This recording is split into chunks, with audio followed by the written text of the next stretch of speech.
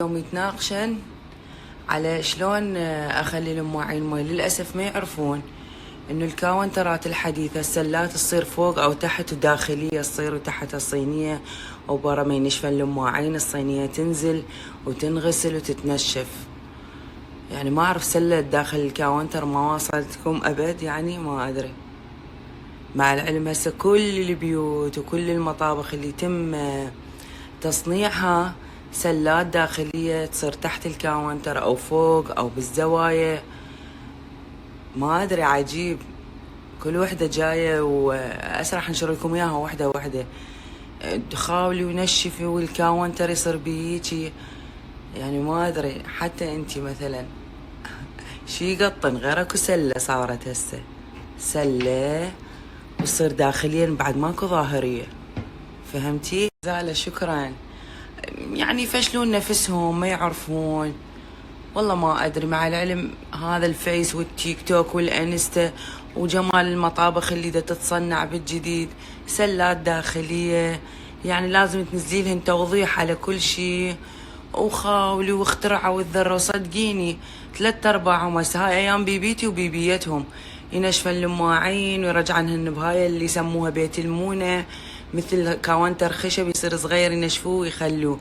هسه اكو سلات وموجود. يعني كل اللي يصمم مطابخ ويتفرجون هم ترى يعرفون، بس هم يحبن يحجن هيجي، ما ادري ليش. يعني معقولة حتى من غسل المواعين اكو ناس تغار تقول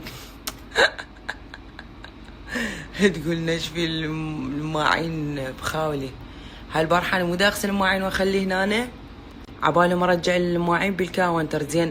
زين واحد هم يفكر ارجع المواعين بالكاونتر سوا، ارجع يعني ارجع الكوابة والقوري وكله بهاي الزاوية بس. يعني معقولة كاونتر عنديش كبرة يعني ارجعها هنا؟ وناس تتعارك تقولهم يابا اكو سلة هنا اكو سلة، وعركات بالتعليقات. والاخت هنا تقول نشفي المواعين بخاولي وهي اكو سلة. ناشفات حبيبي لان اكو سلة. بقمة التفاهة هذا الانسان. شوفوا انه عديم المسؤولية، لا ذمة لا ضمير. كأنه بس سيارة أختي انضربت بالشارع، مع العلم وياها 4 سيارات خطية. يقول لحيته هواية. مو قصة جي كلاس ولا قصة اللكزز ولا قصة جي السيارات. تخيل هذا الشارع اللي صار بيه هاي ال6 سيارات اللي انضربت، لو بيها أمك أو أختك دا تعبر أو أطفالك أو جهال أختك أو ما أدري منو، يعني من أهلك، أنت نفسك واقف على الرصيف ويجي لطمك ويلطم سيارتك وياك، كان هم العالم جت قالت لك كافي لحيتي، وهاي ظلت تنوح وتبكي أنت وتصيح وما أدري شنو.